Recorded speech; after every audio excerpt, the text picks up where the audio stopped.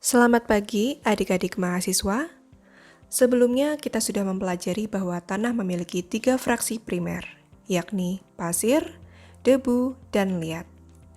Akibat adanya penggumpalan koloid tanah serta adanya segmentasi agregat tanah, dapat menjadikan fraksi primer tersebut berubah menjadi fraksi sekunder yang disebut dengan struktur tanah.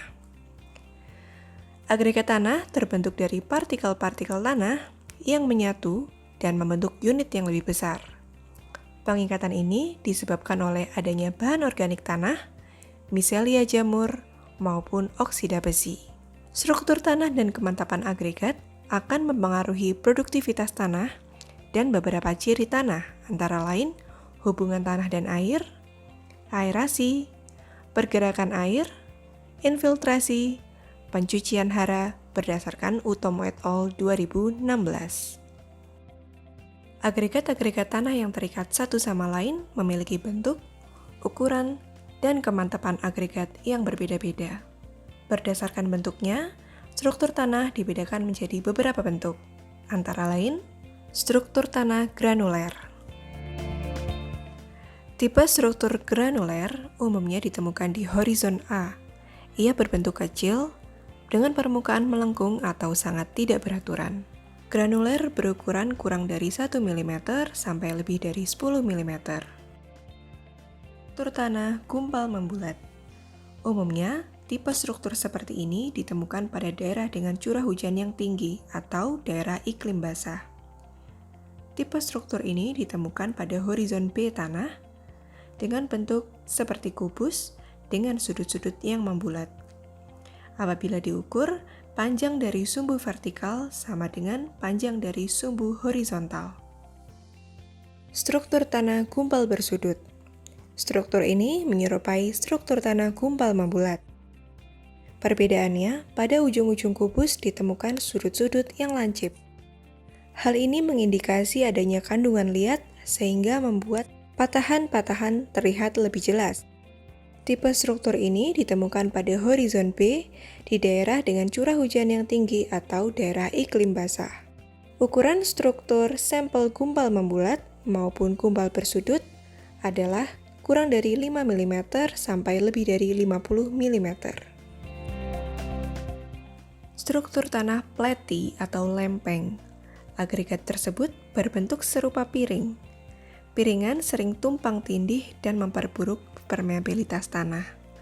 Pembentukan dari agregat ini diakibatkan tingginya tekanan dari atas dibandingkan tingginya tekanan secara horizontal. Struktur lempeng mempunyai ketebalan kurang dari 1 mm sampai 10 mm. Umumnya, struktur tanah pleti atau lempeng ditemukan di horizon E atau pada lapisan padas liat. Struktur tanah kolumnar atau tiang. Pembentukan struktur tanah ini diakibatkan adanya tekanan lateral yang lebih besar dibandingkan tekanan vertikal, sehingga bentuk dari struktur tanah tiang adalah memanjang ke bawah. Ciri lain adalah bagian atasnya membulat hampir sama seperti gumpal membulat.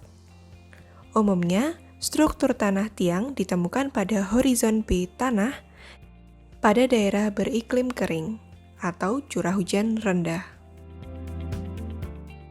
Struktur tanah prismatik.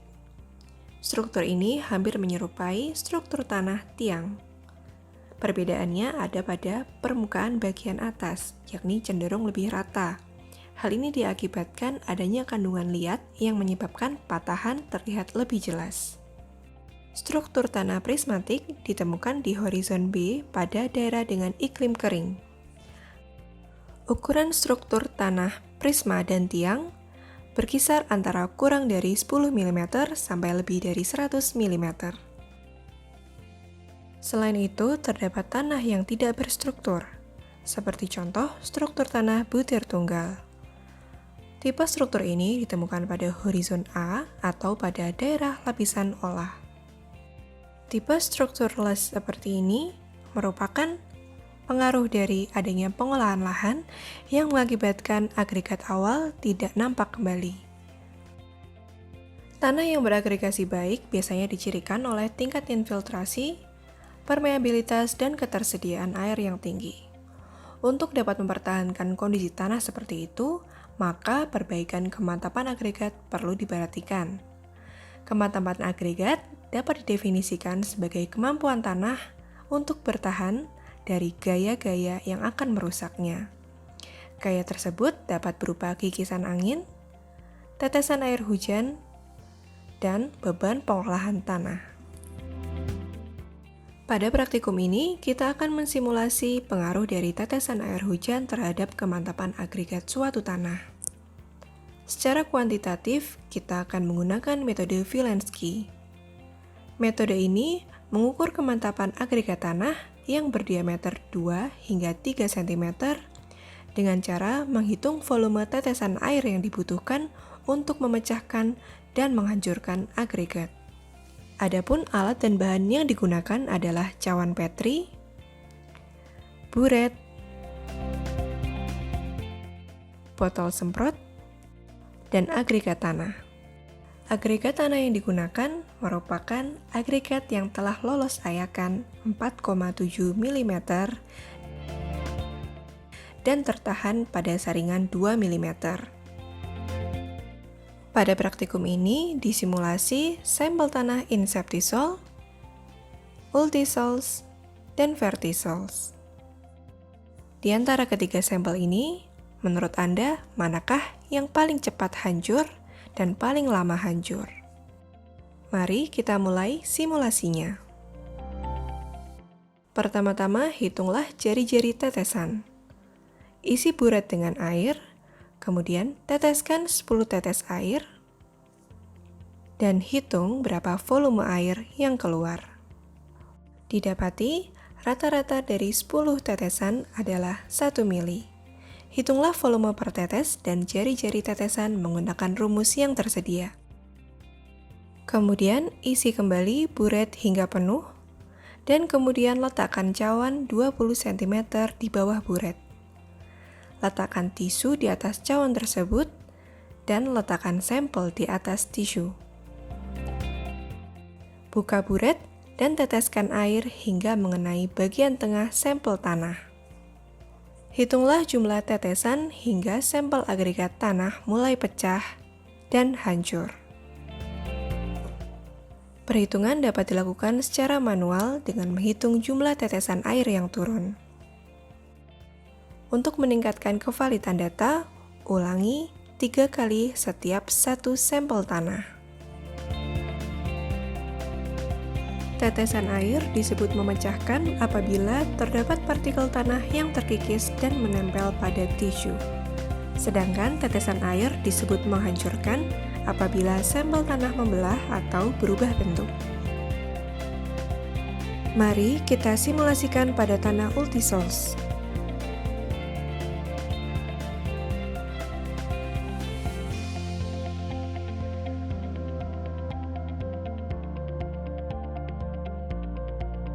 Lakukan kembali pada sampel tanah Ultisols kedua.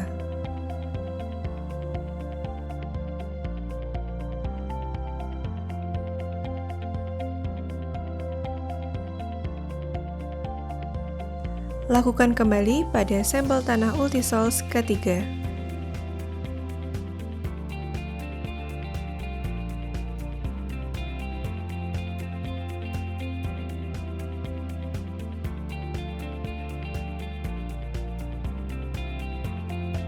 Selanjutnya, mari kita simulasikan pada sampel tanah Inceptisol. Lakukan berulang-ulang hingga lebih dari 3 ulangan.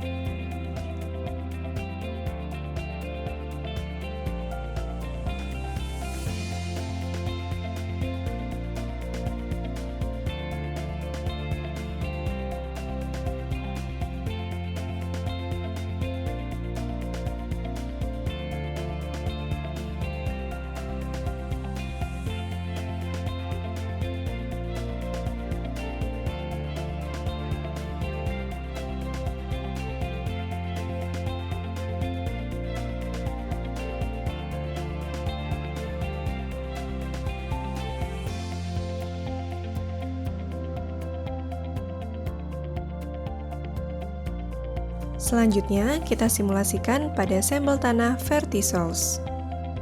Dibandingkan ultisols dan inceptisols, untuk menghancurkan sampel tanah vertisols membutuhkan waktu lebih lama dibandingkan ultisols dan inceptisols.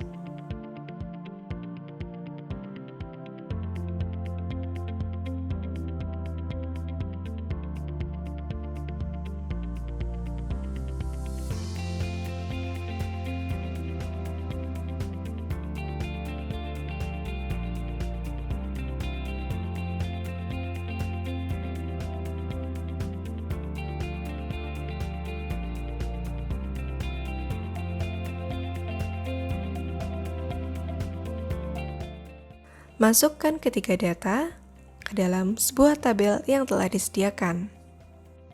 Setelah seluruh data dimasukkan ke dalam tabel, terlihat bahwa sebaran data uji kemantapan agregat tanah berbeda-beda antara tanah ultisols, inceptisols, dan vertisols. Berdasarkan tabel, tanah ultisols membutuhkan jumlah tetesan lebih sedikit dibandingkan tanah inceptisol dan vertisols untuk pecah dan hancur. Sedangkan tanah vertisol membutuhkan jumlah tetesan lebih tinggi dibandingkan tanah ultisol dan inceptisols untuk memecahkan dan menghancurkan partikelnya. Dibutuhkan 13 tetesan untuk menghancurkan sampel tanah ultisols, sedangkan dibutuhkan 37,6 jumlah tetesan air untuk menghancurkan sampel tanah inceptisols dan dibutuhkan 47,3 tetesan air untuk menghancurkan sampel tanah vertisols. Hal ini menunjukkan bahwa untuk dapat menghancurkan agregat tanah vertisol dibutuhkan tetesan air hujan yang cukup lebat dibandingkan dengan menghancurkan sampel tanah ultisols.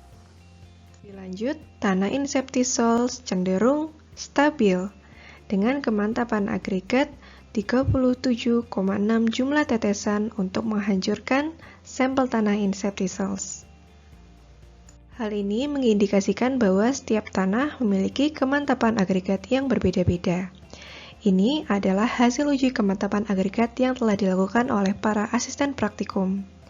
Lalu, mahasiswa kami perkenankan untuk berlatih dengan data-data yang telah kami sediakan pada lembar kerja mahasiswa 3. Semoga ilmu yang disampaikan dapat bermanfaat dan selamat mengerjakan tugas lembar kerja mahasiswa.